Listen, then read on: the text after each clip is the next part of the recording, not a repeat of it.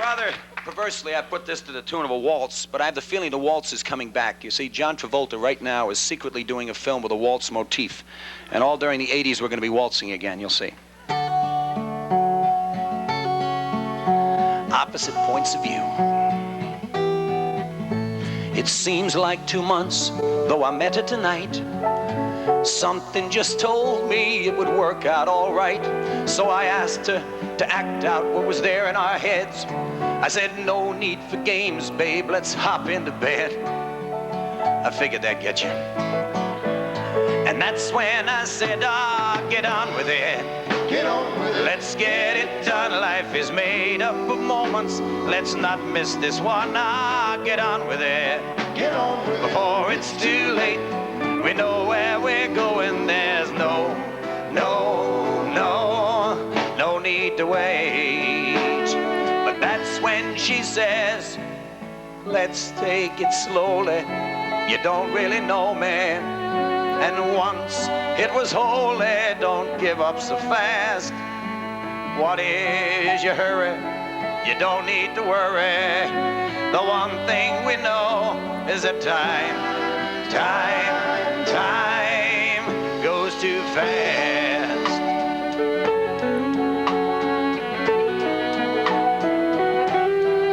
Soon it's working so well, I've got her moving in. All the permanent thoughts already begin. You see, she is the woman that I want for my wife. I say, let's set a date, babe, and get on with our life. And that's when I said again, get on with it. Get on with it. Let's get it done. Life is made up of moments. Let's not miss this one. Get on with it. Get on with it. Before it's too late, we know where we're going. There's no need to wait. But once again she says, let's take it slowly. Still, you don't know me, and if we make it holy, maybe it will last. What is your hurry? You don't need to worry. The one thing we know is that time goes too fast.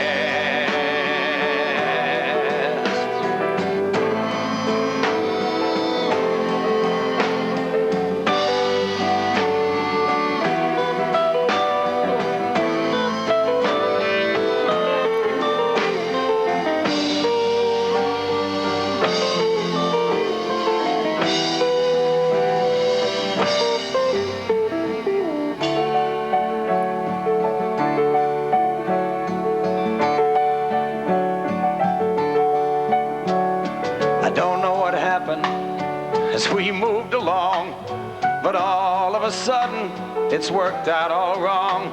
She says, it's all over, let's not drag out the end. If we split up now, then at least we'll stay friends. And that's when she says, get on with it. Get on with it. You know it's all done, and we've had our moments. Don't prolong this one. Get on with it. Get on with it. You know it's too late. Yes, it's all over. There's no need to wait. But that's when I say, let's take it slowly. You know how you know me, and once it was holy. Don't give up so fast. What is your hurry? You don't need to worry. The one thing we know is that time goes too fast.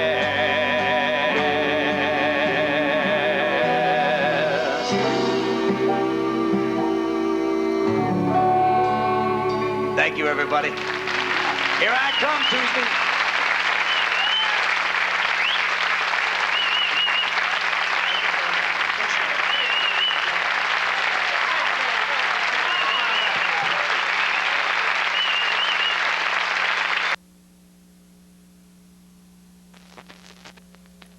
Here we are. Is An extremely talented songwriter and singer. This is his about to be released album called Portrait Gallery. Would you welcome back, please, Harry Chapin. Harry?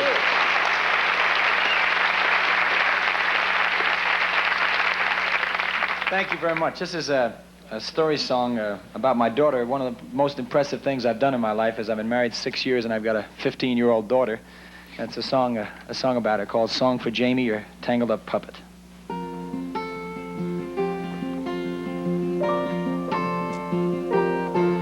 I'm a tangled up puppet spinning round in knots, and the more I see what used to be, the less of you I've got. There was a time that you curled up in my lap like a child. You'd cling to me smiling, your eyes wide and wild.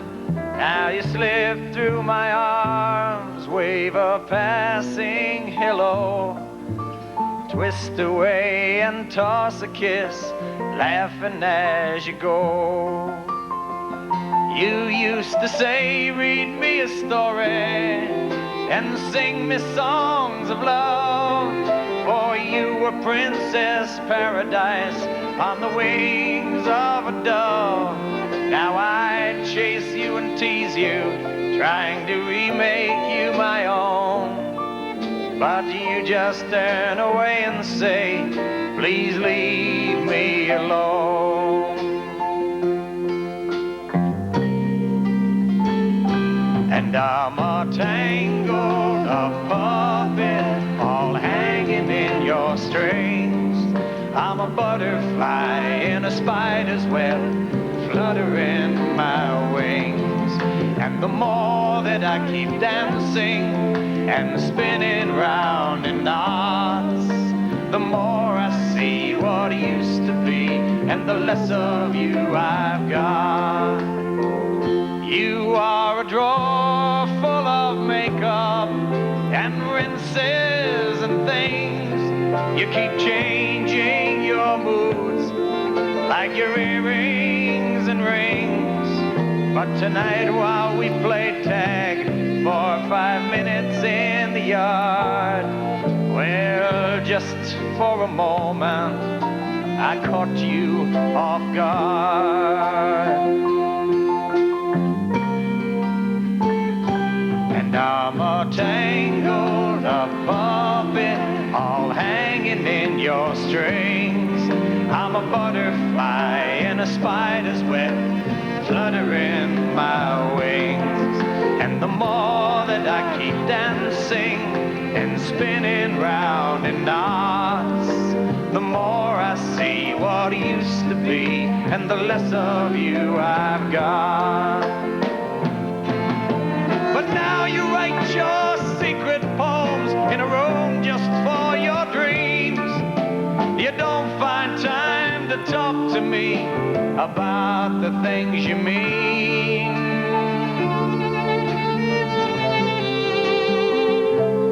What I mean is, I have watched you take shape from a jumble of parts and find the grace and form of a fine work of art.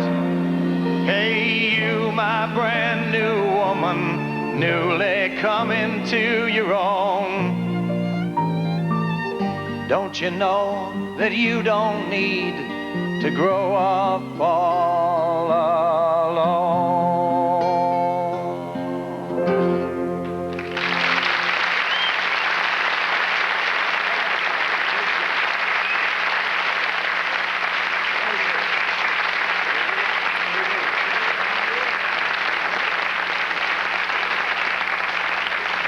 Lovely. Oh, that's very Thank you. nice. Thank you. That's out of the album, right? Right. Tangled Up Puppet. Did you write most of your? Is this most of it out of personal experience? The stuff that you write? I know you do mainly stories. Yeah, there's story songs, and the thing is that you really can't make up as good things as a writer that really happened to you. I mean, like a song on the last album I wrote was about a truck crashing with 30,000 pounds of bananas in it, and I remember that happened. Yeah, true story. In Scranton, Pennsylvania, and I had a I wrote a song about it, because the old man sitting next to me as I was coming through Scranton on a Greyhound bus looked up to me and said, he had no teeth. I suddenly realized, he said, "Can you just imagine all them mashed bananas?" And you know, it's sort of a freaky concept, so I wrote a song about it. And Wouldn't occur to most people to write a song about... Well, it's turned out to be sort of an underground classic. I mean, it's played on a lot of the FM stations, never became an AM hit because it's not, you know, it's a little too long. What's the name of that song? 30,000 Pounds of Bananas. But What else would you call a song like that? it's hard to call it. But you know, there's this, the penultimate weird story that ever happened to me that I haven't been able to write a song about. It really happened to my cellist's aunt, who had a dog that she absolutely loved. And New York City story. It's the penultimate New York City story also. And the dog, she came home one day. She's about 70 years old, and she came home and the dog was dead. And she had a giant German Shepherd. And she called up the ASPCA and asked them if they would come and get the dog. And they said, no, we've done our pickups for today, but maybe you could have somebody come tomorrow. And she couldn't face the fact of spending the night with the dog. And so she just said, well, can I bring it over? And they said, sure. Well, she was sort of an eccentric old lady, so she figured that she didn't want to be walking around with the dog, so she put it in a giant suitcase. She lived on a 3-story walk-up and bump downstairs. And she wanted to save money, so she didn't take a cab. She found out the directions and took a subway. And so she's hauling this suitcase with an 80-pound dead dog. Now, this old lady was quite tired, and she got on the GG train, went 8 stops, changed to the F, went about another 7 stops, and she got off, and just at about the time she was literally ready to collapse, Sir Galahad appeared. And as often in real life, some strange coincidence brings the right person at the right time. And it was a giant guy, about 6'5", 6'6", and came up to her and said, "Madam, may I help you?" She said, "Oh, sir, thank God you're here. Could you just help me with my suitcase, just up the stairs?" And so they went through this awkward couple of a little old lady and this giant young man, went through the gate, started up the stairs, and as she started going up, she noticed the man was going faster and faster. And she got to the first landing, and she noticed he was running like a bat out of hell. And when she got to the top, he was gone. Now, there's no punchline to this story except that, can you imagine that guy's face when he goes into a parking lot after running 8 blocks with his booty, and he opens it up, and there is a dead dog watching him. That would straighten you out. So, New York, New York. So there was a certain justice in that story, and she didn't have to worry about where to get rid of the It's a wild dog. story. We have to take a short break here. We'll be right back. Stay with us.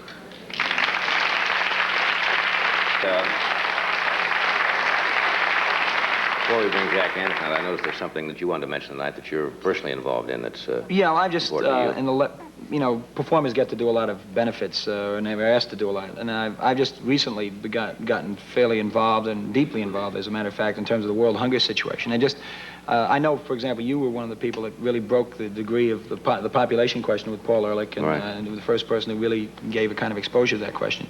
And the hunger situation is that there's really between 500 million and 1 billion people in the world today that are chronically malnourished, which is the fancy term for starving.